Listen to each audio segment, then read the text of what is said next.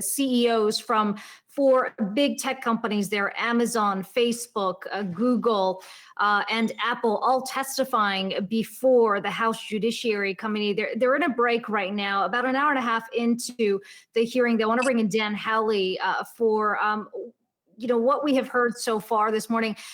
Dan, as expected, the hearing started with the antitrust concerns and then sort of went all over the place, talking about the disinformation campaigns and what Facebook has been doing, what has been happening with the Chinese tech companies. And at one point became a question about loyalty these companies have for individual governments. I mean, what stood out to you so far in terms of the central argument or central question that we had going into this hearing, which is that, are these companies simply too powerful?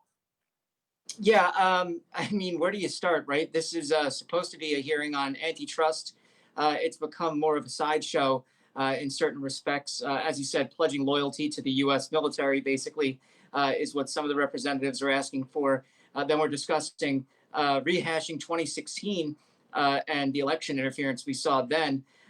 Really, the only substantive information we've seen so far has been based on Google and how it uses its dominance to take on smaller competitors or box out smaller competitors. Discussions on Facebook wanting to scoop up Instagram for the same, and then Apple and its App Store. Jeff Bezos is scot-free. I mean, the guy's sitting there eating snacks on the sideline. No one's mentioned anything to him. This is the richest person on earth, and nobody has talked to him yet. So it really is striking that we haven't seen that quite yet. You would think these representatives would be kind of chomping at the bit to really get at him, but nothing so far. Dan, I want to get to what you said about Facebook and the discussion that we saw there about the acquisition of Instagram. I mean, at one point, Mark Zuckerberg seemed to suggest that, yes, in fact, they were concerned about competition on that front, which led to the acquisition. I mean, does that go to the heart of the concern here that platforms like Facebook are, in fact, engaging in anti-competitive behavior? Yeah, and I think really, that's kind of what boxed him in. He said, yes, we did see that as a competitor.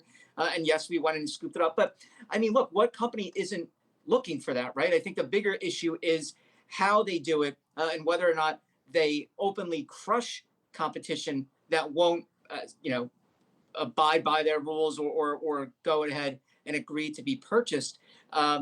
Or they undercut them entirely and say, if you don't agree, we'll take you out on our own. Facebook has tried to do that with Snapchat, exactly using Instagram, actually. They're trying to do that now with TikTok. And, the idea that we're not talking about that, but we're talking about fake accounts from 2016 and, the different types of speech that are or aren't censored on Facebook really kind of shows that this isn't going to be a substantive hearing unless these representatives can get back on track. I just don't see that happening. And it's unfortunate because this is an important discussion to have. As we've said before, we've got four tech companies here that are answering to these concerns of anti-competitive behavior, but they've all got different issues they're dealing with. Apple specifically, Tim Cook there to address concerns about their operations within the App Store, specifically charging that 30% commission. And there were some interesting arguments made on that front from Tim Cook he said 84% of apps are not charged anything. He highlighted the fact that Apple has never increased commissions in the store, although there is an argument to be made that Apple has kind of set the standard for the amount that the stores charge for those apps. And he says at one point, he said there is a massive competition for developers. I think he described it as a street fight, saying because of that competition, that has kept Apple in check. How strong of an argument do you think he made there? He made a decent argument, but then when he started saying that Xbox and PlayStation were big competitors in that space, I mean, you can't really buy that when you're talking about billion or more than a billion iOS devices, active iOS devices on the market versus a few 100 million PlayStations and Xboxes on the market. I don't see that coming through as a good argument, but he does have an argument when it comes to Google. And you have Sundar Pichai sitting there. This is focused, obviously, as far as Apple goes on the App Store. But look, ask the same question of Sundar Pichai and Google, which do the same thing, right? They have the Google Play Store. And yes, you can load apps from outside of the Google Play Store onto an Android device. You cannot do that on an Apple device.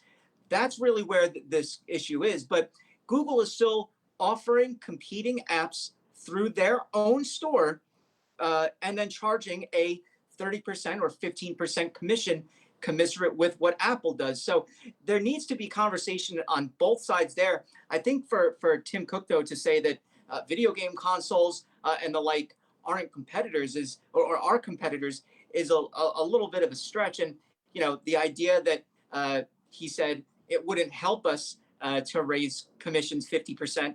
Well, do you really think that if people see or don't have to pay any extra for their apps, and something like Spotify has its revenue cut, they're going to ditch their iPhone, ditch their iMessage, ditch their Apple Watch, ditch their AirPods just because of that? I don't think so. So I think it was a good kind of point for Johnson to make, Representative Johnson to make, saying, what's to stop you from raising those prices in the future?